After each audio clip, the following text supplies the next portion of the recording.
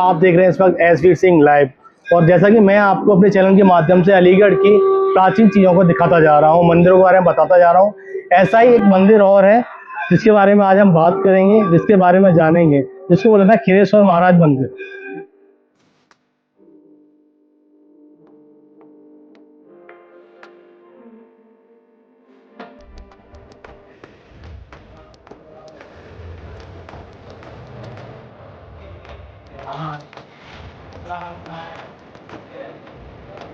उनसे हम बात करेंगे इस मंदिर के बारे में। नमस्कार जी। खीरेश्वर मंदिर की क्या कहानी है और क्यों ये प्रसिद्ध? ये पावन पवित्र भूमि, यहाँ हरदास जी के ये जन्मस्थली है और कर्मस्थली उनकी वृंदावन है। और जिन्होंने बांके बिहारी जी को प्रकट किया, ऐसे संत इस यहाँ पर पैदा हुए। तो ये बहुत ही पवित्र पावन भूमि है और उनकी पत्नी की भी यहाँ समाधि बनी हुई है।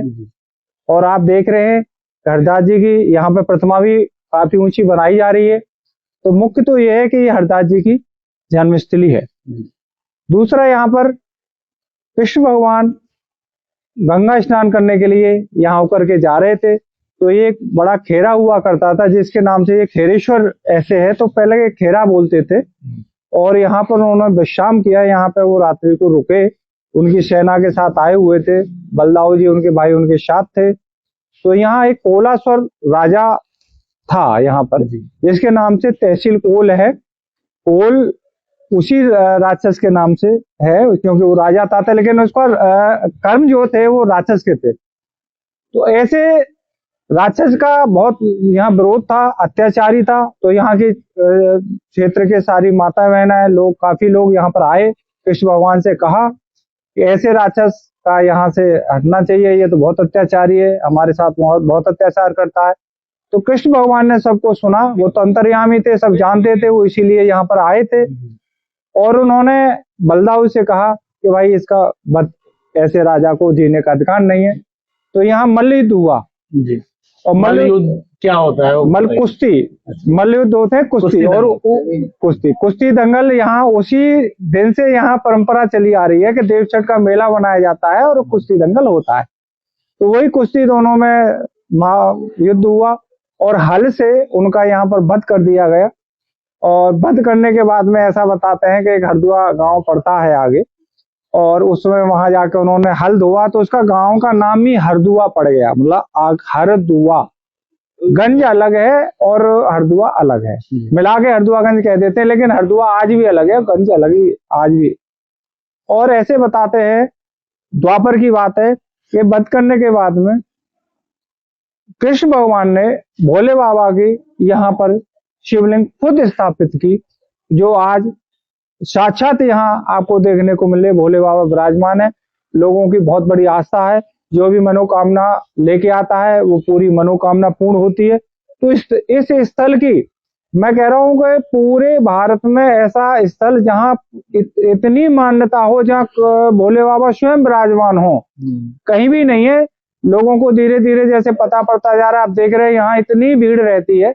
सोमवार वाले दिन तो आप यहाँ पर जगह भी नहीं रख सकते, इतना मतलब यहाँ पर भीड़ रहती है। तो भोले बाबा का जैसे जैसे लोगों को पता पड़ रहा है कि यहाँ साक्षात भोले बाबा विराजमान, तो यहाँ काफी भक्त यहाँ पर आते हैं, जलाभिषेक करते हैं, बहुत बहुत लंबी लाइनें लग जाती हैं और सबकी मनोकामना पूर्ण होती है। और कुछ यहाँ का एक इतिहास और भी है। के अनुसार आक्रांता महमूद गजनवी ने इस मंदिर को लूटने और क्षति पहुंचाने का प्रयास किया था, लेकिन लोक कथाओं के अनुसार वह शिवलिंग को कोई नुकसान नहीं पहुंचा। भोले बाबा का सब आशीर्वाद है कि यहाँ माता मतलब बेटियां बहुत दिखाई जाती हैं। अच्छा अच्छा। इस स्थानों दूर दूर से भी लोग आते हैं, दिल्ली से भी लोग आते हैं, और एटा, आगरा, मैनपुरी, दूर दूर से लोग आते हैं और यह बेटियां दिखाई जाती हैं। और अभी तक जब से मतलब हमको 20 साल के करीब यहाँ हमारी समिति सभी है, हमारे श्री देवेंद्र सिंह चौहान है जो हमारे कोषाध्यक्ष जी, हमारे छोटेलाल शर्मा जी है, हमारे अशोक कुमार साहब है, हमारी पूरी कमेटी है। तो ये हमने आज तक 20 साल में ऐसा कहीं नहीं सुना कि कोई बिटिया यहाँ पर किसी ने फेल की हो। तो ये बड़े खुश होकर जाते हैं। तो ये भी एक यहाँ पर आशीर्वाद के रूप में भोले बाबा का सबको मिला हुआ। मतलब दर्शन तो आप कर सकते हैं, साथ साथ ये भी चीजें यहाँ पे की जाती हैं और ये भी सफल होती हैं। हाँ, सफल होती हैं इसलिए यहाँ दिखाया जाता है। हाँ, सफल होते हैं। मतलब कोई भी बिटिया आज तक किसी के यहाँ हमने ये नहीं सुना कि बिटिया पसंद नहीं आई या ना कर दिया। सब लड़कियां पास होती हैं तो खुश होते हैं लोग और दर्शन भी करते हैं। और उन्हीं के मुझे लगता है कि लोग बताते हैं दूसरी जगह, तो उसी वजह से यहाँ इतनी भीड़ हो जाती है कि इस प्रांगण में हम पे जगह भी नहीं रहती कि हम उनको स्थान दे सकें। कराते हैं भोले बाबा मैं कहा रहा यहाँ साक्षात विराजमान, जो लोग यहाँ मनोकामना लेके आते हैं उनकी पूर्ण होती है।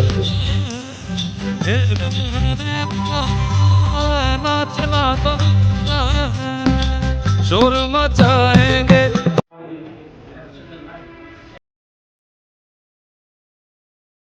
शिवरात्रि का मेला आने वाला है जी, तो समिति द्वारा क्या क्या तैयारी? शिवरात्रि में हमारी समिति की पूरी तैयारी है और हमको अब के लग रहा है कि पहले तो 6-7 लाख भक्त जलाभिषेक करते थे, लेकिन हमको देख के माहौल को हमको ऐसा लग रहा है कि लगभग 10-12 लाख भक्त अब का जलाभिषेक करेंगे। उसी तरीका से यहाँ पे तैयारी चल रही है। हमारी कमेटी ने अपना सभी ने मीटिंग की, निर्णय लिया है कि अच्छी से अच्छी व्यवस्था हो, कोई भक्त निराश न जाए, सबके अच्छी तरह से जलाभिषेक हो।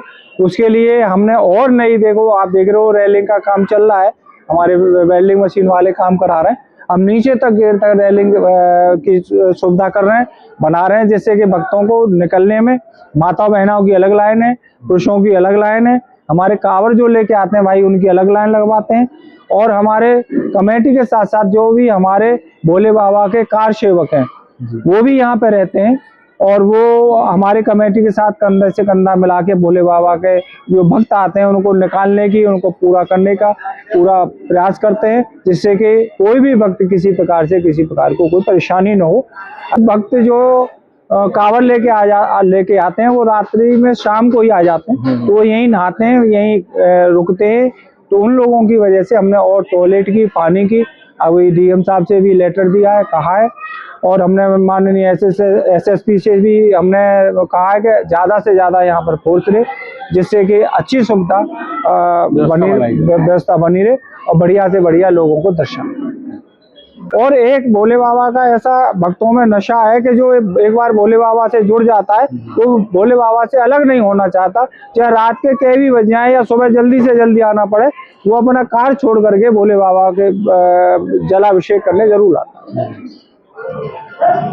तो ये कहानी थी खीरेश्वर धाम की। अगर आपके पास किसी ऐतिहासिक मंदिर का इतिहास है तो हमसे साझा